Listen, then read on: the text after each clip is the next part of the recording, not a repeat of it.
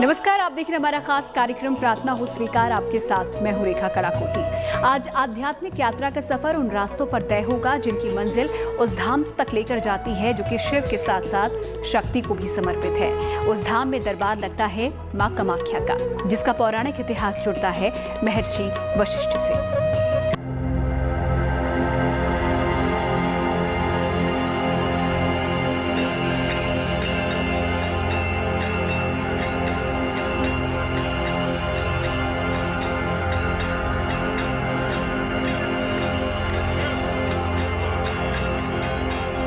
वो धाम भगवान शंकर का है।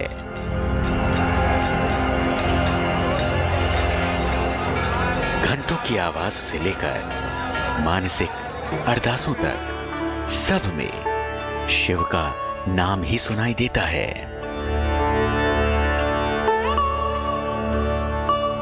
वहां की सुबह भी शिव के जयकारे से होती है, वहां की शाम भी शिव की आरती से होती है।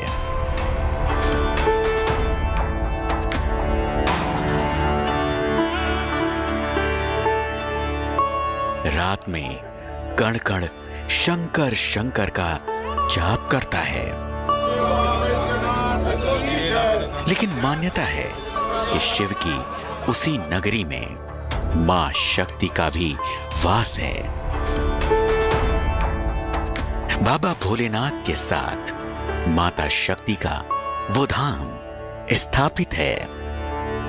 झारखंड राज्य की राजधानी रांची से 109 किलोमीटर दूर देवघर में, जिसे दुनिया बाबा वैद्यनाथ के नाम से ज्योतिर्लिंग रूप में पूजित करती आई है। सनातन धर्मियों की मान्यता है कि देवघर देवताओं का घर है, इसीलिए इस धाम में भगवान शिव के साथ माता शक्ति का भी वास माना गया है। मां शक्ति का यह धाम स्वयंभू नहीं है, बल्कि मां इस धाम में विराजने के लिए असम के कामाख्या की पहाड़ी से आई थी।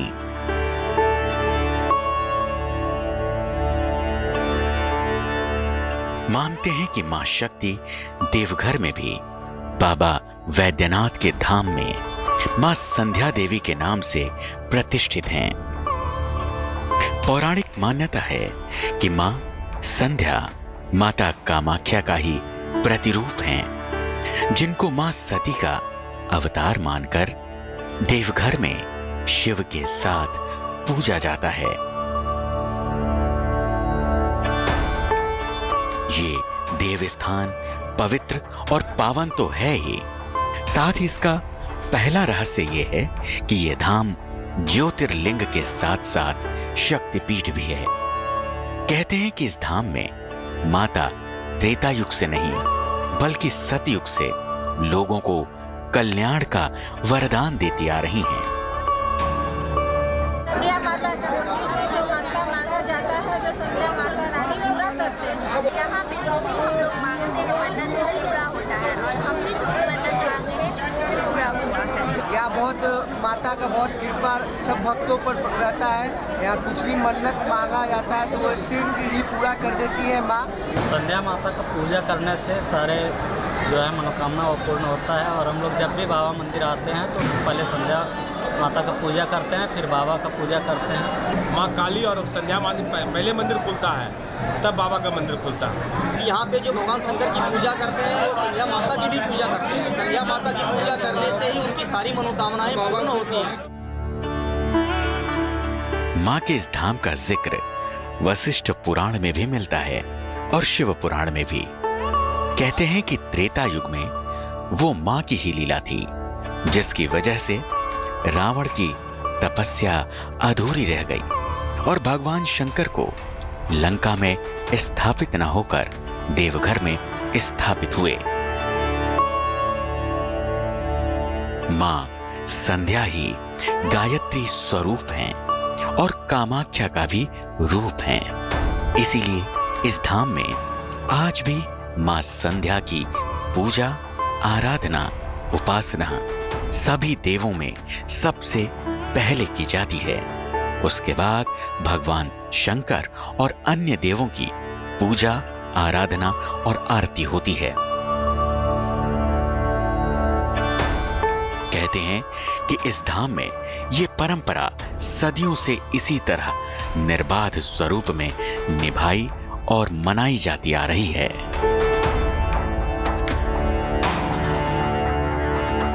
माता संध्या के इस धाम का पौराणिक इतिहास सतयुग से लेकर त्रेता युग और कलयुग से भी जुड़ा है। ये धाम शिव के साथ शक्ति से जुड़ा है। मान्यता है कि माता संध्या इस धाम में मां कामाख्या आई थी, जिसके पीछे तपस्या थी उस महर्षि की जिसे दुनिया वशिष्ठ नाम से पूजती आई है।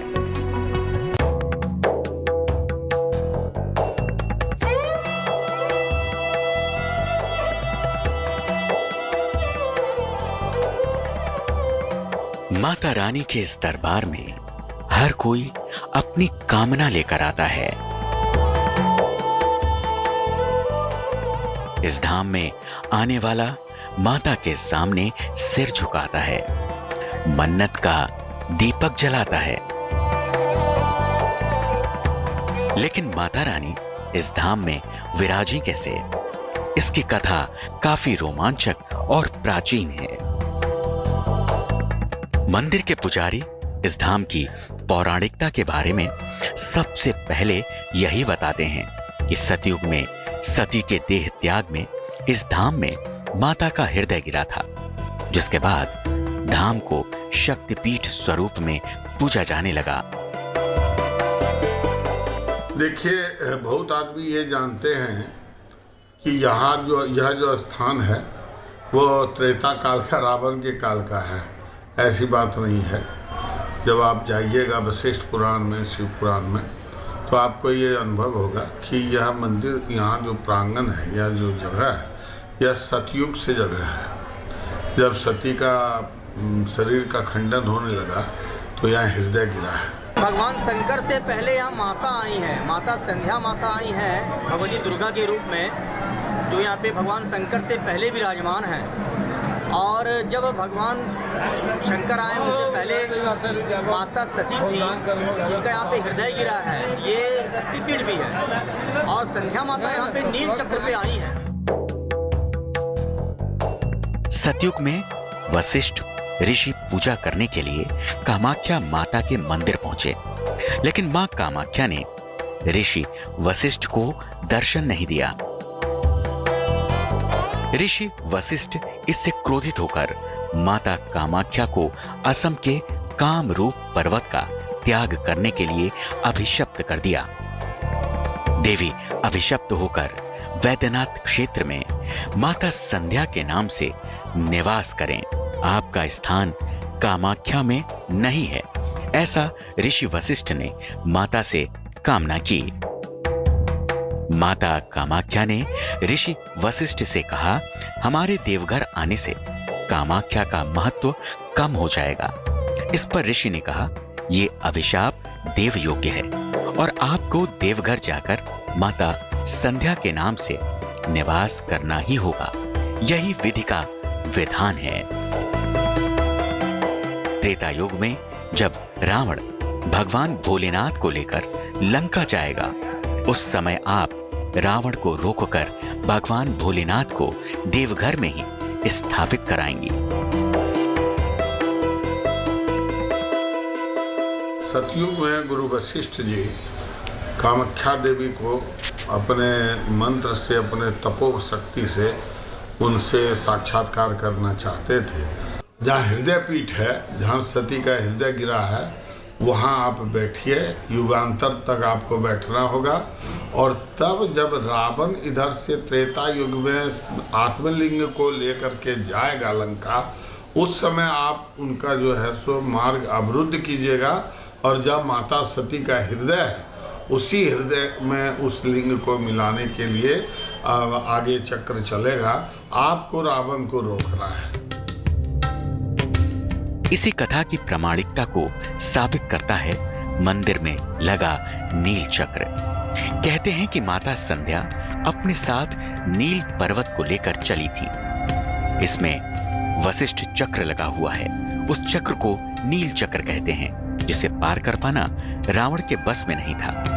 अगर मां संध्या देवघर में निवास न करती तो बाबा वैद्यनाथ का स्थान देवघर नहीं बल्कि लंका होता। इसी जगह आज भी नील पर्वत जो है सो मंदिर प्रांगण में है और उसके सामने में संध्या देवी है। तो संध्या देवी का जो है यहाँ पहले आगमन जो है सती के हृदय के बाद में सावित्री का या संध्या का या गायत्री का जो आप कहिए या कामाक्षी का जो है वो स्वरूप में यहाँ बैठी हुई है सबसे पहले। तो रावण को उन्हीं के आशीर्वाद से और उन्हीं के प्रभाव से रुकना पड़ा और उनको लघु शंका लगी और बैद्यनाथ को जो है सो माता सती के आत्मा से वो आत्मलिंग का समावेश हुआ। मंदिर में आने वाले श्रद्धालु मानते हैं कि माता संध्या के मंदिर में पूजा करने से काम में आने वाली हर बाधा से मुक्ति मिल जाती है, सभी बिगड़े काम पूरे हो जाते हैं। मंदिर की एक प्राचीन परंपरा है जो सर्दियों में निभाई जाती आ रही है। वो ये है कि इस धाम में लगभग 22 मंदिर स्थापित हैं, लेकिन यहाँ सबसे पहले पूजा होती है माता संध्या की। कहते हैं कि 12 ज्योतिर्लिंग रामेश्वर वैद्यनाथ से पहले माता संध्या का आगमन देवघर में हो चुका था, इसीलिए पहला स्थान वैद्यनाथ क्षेत्र में माता संध्या को दिया जाता है। ये संध्या मंदिर जो है पूरे वर्ल्ड में संध्या मंदिर आपको कहीं नहीं मिलेगा।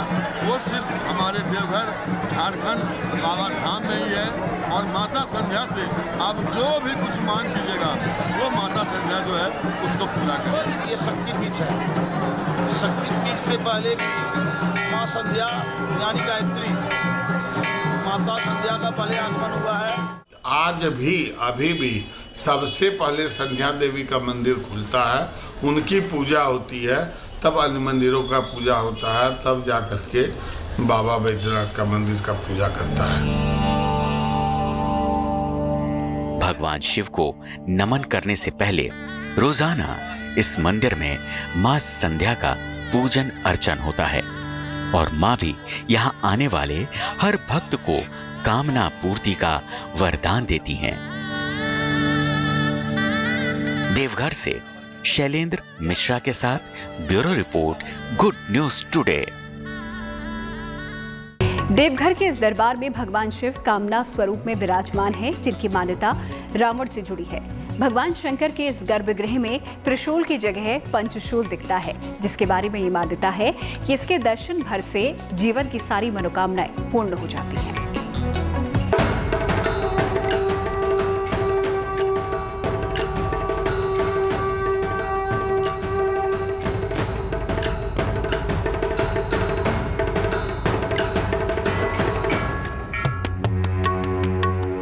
भगवान शंकर के इस दरबार में भगवान शिव ज्योतिर्लिंग स्वरूप में विराजमान हैं।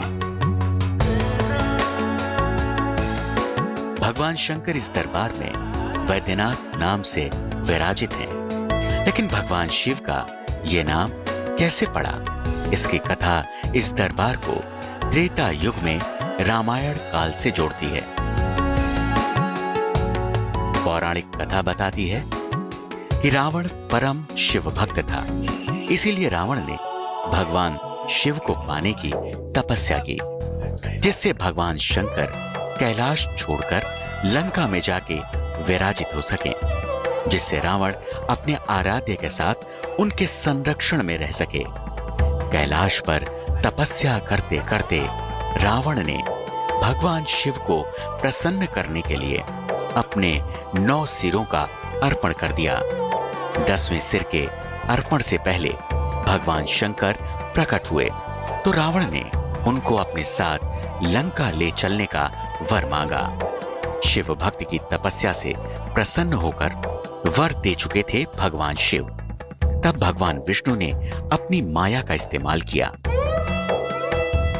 रावण कहीं आगे न ले जाए, इसलिए कामाख्या से पहले संध्या महारानी यहाँ पर आई और निगरानी के लिए यहाँ आई। अपने चक्र पर बैठ के शिवलिंग की स्थापना होने के पहले संध्या महारानी आई हुई है और यहाँ विराजमान है। और उसके बाद देवतागण विष्णु जी, उसके रावण का तपस्या को भंग करने के लिए कहीं आगे न ले जाए, इसलिए वहाँ हरलाजोड़ी के पास उसका भंग करके, तपस्या को भंग करके वहाँ से षड्यंत्र करके यहाँ लाया गया और स्थापित किया गया। उसी का गवाह है संध्या महारानी। कोई भी देव ये नहीं चाहता था कि महादेव लंका में विराजित हों। इसीलिए भगवान विष्णु ने वरुण देव से अर्चना की कि वो आचमन के जरिए रावण के पेट में प्रवेश करें। रावण भगवान शंकर को कामना लिंग स्वरूप में अपने कंधे पर उठाकर लंका की ओर चल पड़ा, लेकिन रास्ते में ही उसे लघु शंका लग गई। तब भगवान विष्णु ने बैजनाथ नाम के एक ग्वाले का रूप धारण किया।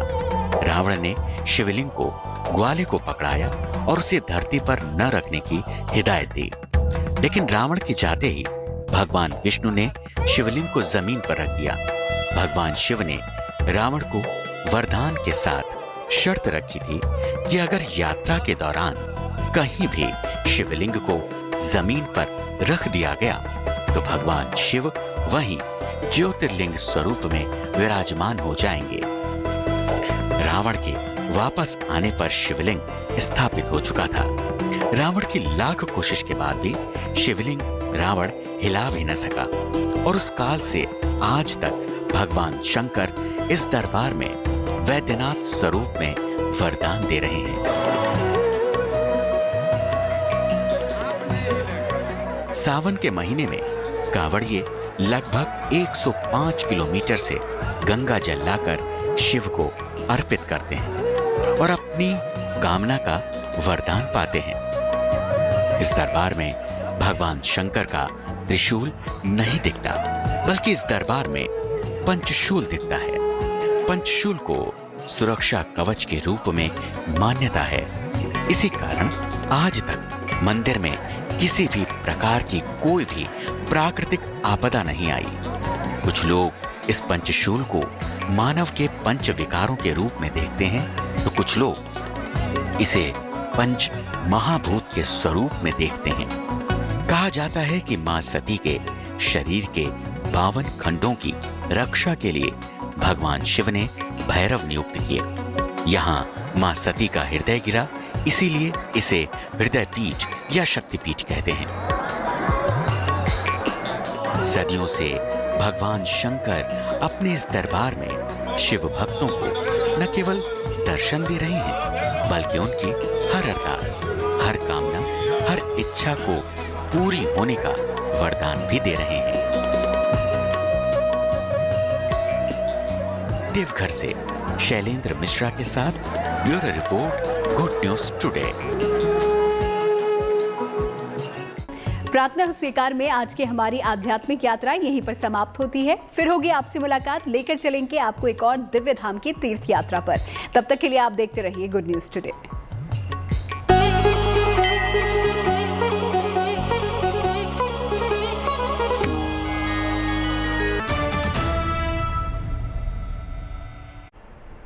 देश की आर्थिक राजधानी मुंबई में यातायात के लिए एक क्रांतिकारी सेवा शुरुआत उसकी हो गई है। ये है वाटर टैक्सी सर्विस।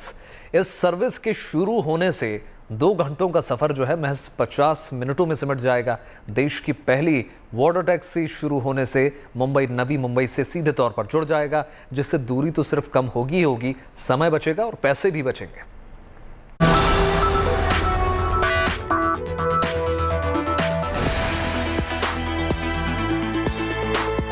मुंबई से नवी मुंबई तक का सफर और हुआ आसान।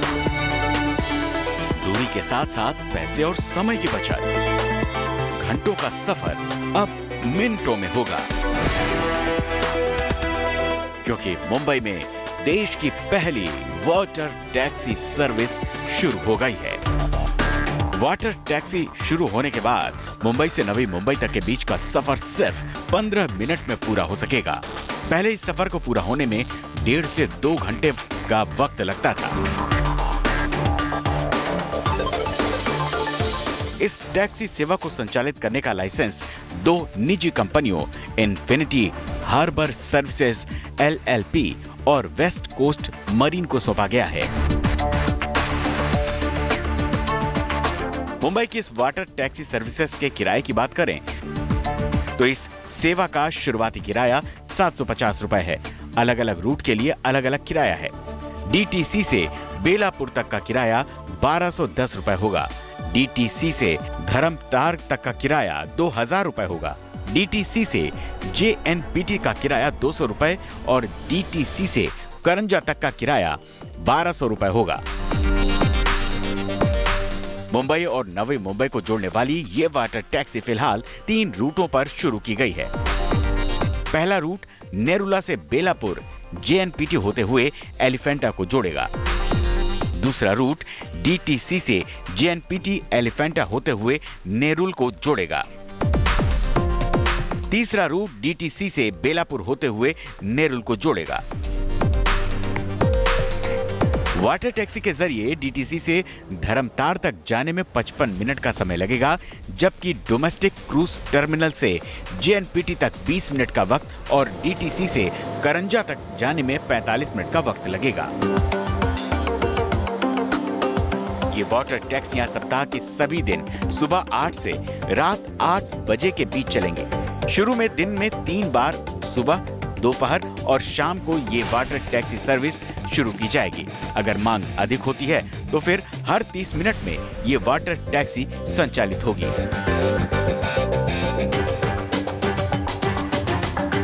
ये वाटर टैक्सियां पूरी तरह से एयर कंडीशनड हैं, जिनमें 10 से 50 लोगों के बैठने की क्षमता है। वाटर टैक्सी में सुरक्षा का भी विशेष ख्याल रखा गया है। इसमें बैठने वाले हर शख्स को लाइफ जैकेट दी जाएगी। वाटर टैक्सी 50 किलोमीटर प्रति घंटे की रफ्तार से चलेगी, जिसमें हमेशा सुरक्षा कर्मी तैनात रहेंगे। दरअसल माया नगरी मुंबई में सबसे ज्यादा अहम है समय पर किसी जगह पर पहुंचना।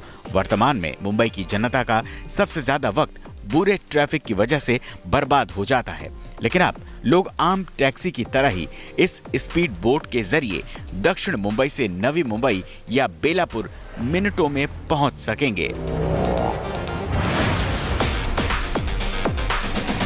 Bureau report, good news today.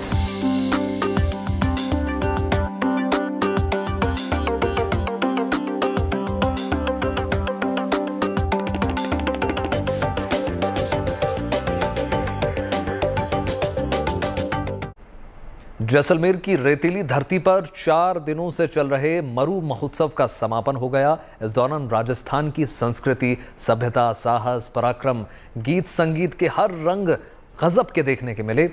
Maru Mahotsav के सारे रंगों को समेटकर हम आपके लिए लेकर आए हैं ये रंगारंग रिपोर्ट। देखिए।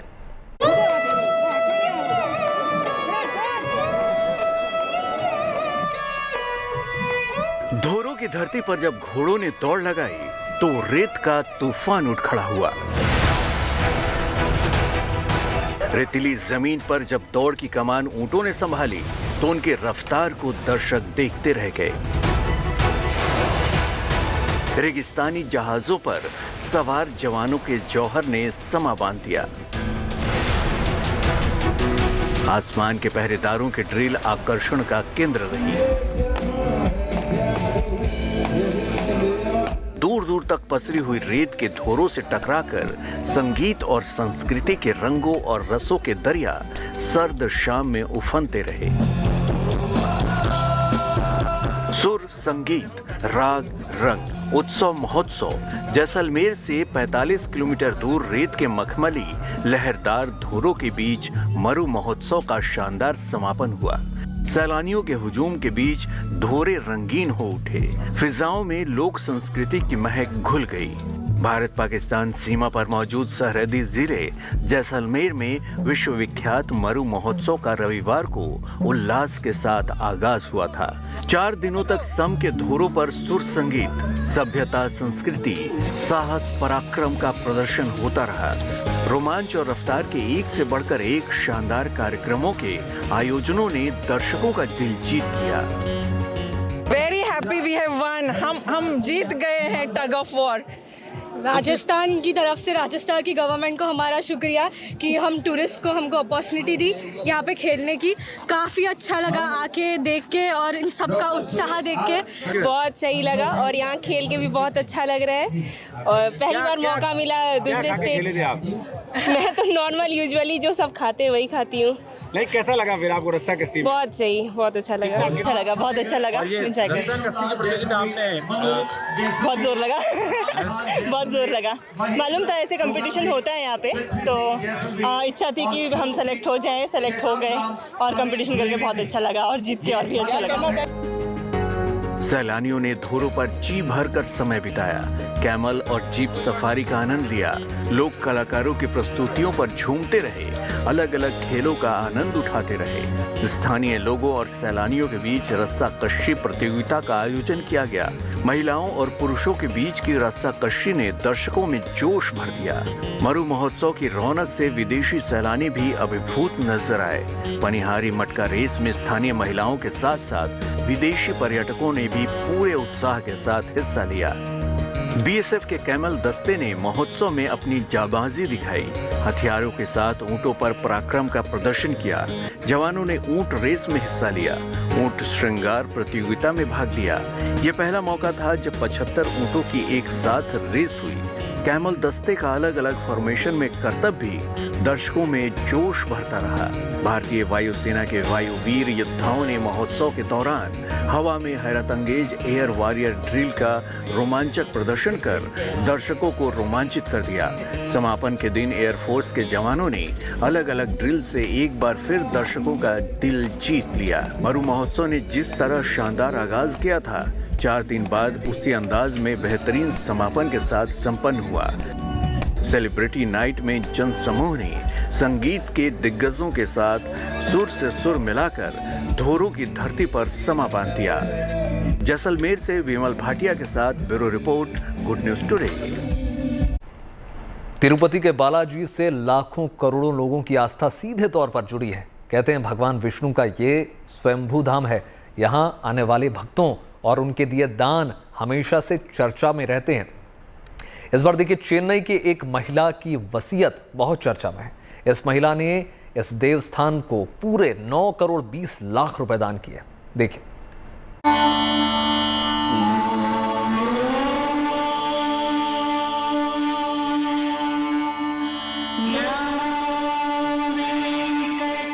देश का सबसे अमीर मंदिर है तिरुपति बालाजी का मंदिर। एक बार फिर ये देवस्थान अपने चढ़ावे के लिए चर्चा में है। भगवान वेंकटेश के प्राचीन मंदिर में 9 करोड़ 20 लाख के चढ़ावे चढ़ाए गए हैं। बताया जा रहा है कि चेन्नई की एक दिवंगत महिला श्रद्धालु की ओर से उनके परिवार ने मंदिर में यह भेंट चढ़ाई है। बताया गया है कि स्पिंस्टर पर्वतम का निधन 76 साल की उम्र में हो गया, तो उनकी बहन ने मंदिर बोर्ड के अध्यक्ष को 3 करोड़ 20 लाख रुपए के डिमांड ड्राफ्ट के साथ 6 करोड़ मूल्य के अचल संपत्ति के दस्तावेज सौंपे हैं।